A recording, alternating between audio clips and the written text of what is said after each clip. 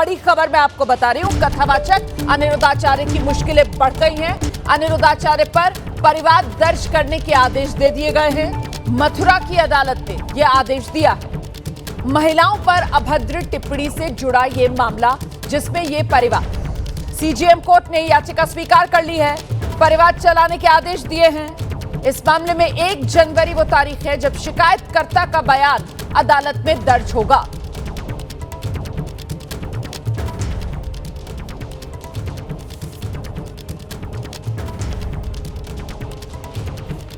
तो कोर्ट का यह आदेश अनिरुद्धाचार्य पर परिवाद दर्ज करने का आदेश अदालत ने दे दिया है। मुश्किलें सीधे सीधे कानूनी तौर पर अनिरुद्धाचार्य की अब यहां से बढ़ती हुई नजर आ रही हैं। 1 जनवरी 2026 वो तारीख है जब इस मामले में याचिकाकर्ता का बयान अदालत के सामने दर्ज किया जाएगा। अनिरुद्धाचार्य को जवाब देना होगा। एबीपी न्यूज लगातार ये सवाल पूछता रहा कि एक संत महात्मा की ऐसी भाषा कैसे हो सकती है। एक संत महात्मा जिसकी भाषा शैली में संयम होना चाहिए, वो महिलाओं के खिलाफ इस तरीके का जहर अपने बयान से कैसे उगल सकता है। अब फंस गए अनिरुद्धाचार्य, लेकिन कैसे फंसे, कहां फंसे, ये मैं आपको बताने जा रही हूं। इस पूरे केस के बारे में जानिए आप। मथुरा कोर्ट में क्यों फंस गए अनिरुद्धाचार्य, विस्तार से इसके बारे में जानिए। दरअसल शिकायतकर्ता नाम मीरा राठौर, अध्यक्ष हिंदू महासभा मथुरा, इनकी तरफ से याचिका लगाई गई अदालत में। मामला महिलाओं के अपमान से जुड़ा हुआ, जो शिकायत अदालत के सामने की गई।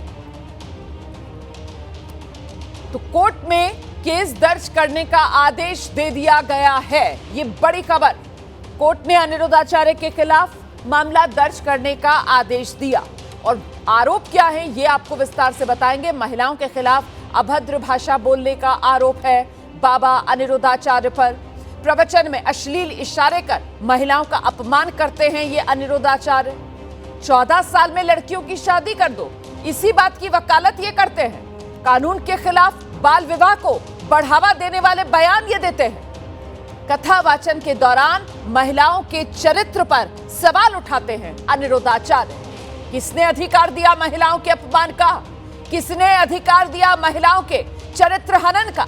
यही वो गंभीर आरोप जिसके कटघरे में ये बाबा लगातार आ रहे थे। एबीपी न्यूज इनके विवादित बयानों को लेकर इन्हें आईना दिखाने की कोशिश कर रहा था।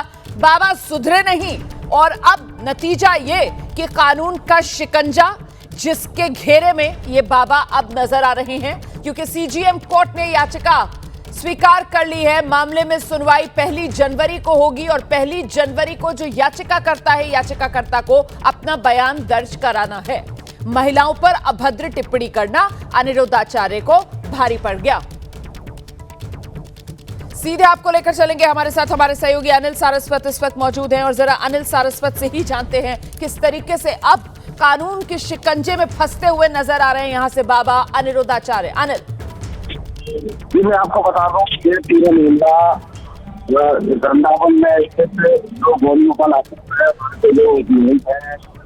जो भागवताचार्य है, जो उनसे जुड़ा हुआ है, उन्होंने विगत दिनों महिलाओं को लेकर एक टिप्पणी उसमें कई सामाजिक संगठनों से महिला वकीलों के खिलाफ आवाज उठाई थी। पुलिस को भी शिकायत की गई थी, लेकिन इस पर कोई कार्रवाई नहीं की थी। उसके चलते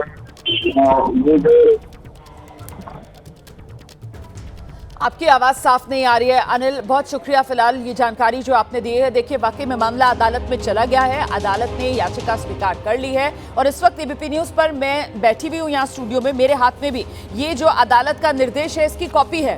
तो मेरे पास भी ये निर्देश की कॉपी है और इसमें साफ तौर पर इसको पढ़कर ये समझ में आ रहा है कि अब अनिरुद्धाचार्य को जाकर अदालत के सामने अपना पक्ष रखना होगा। अभी तक वो जिस तरीके से पल्ला झाड़ने की कोशिश करते आए, वो तो काम नहीं होने वाला है, क्योंकि मीडिया के जरिए एबीपी न्यूज भी लगातार उन्हें आईना दिखाने की कोशिश कर रहा था। हम भी बार बार उनको ये एहसास करा रहे थे कि आप अपनी भाषा जरा देखिए, आप थोड़ा संयम बरतिए। आप जो बातें कर रहे हैं वो देश के कानून, देश के संविधान की विरोधी बातें हैं। और अब उन तमाम बातों को लेकर अनिरुद्धाचार्य फंस गए हैं, कानून के कटघरे में खड़े हुए हैं।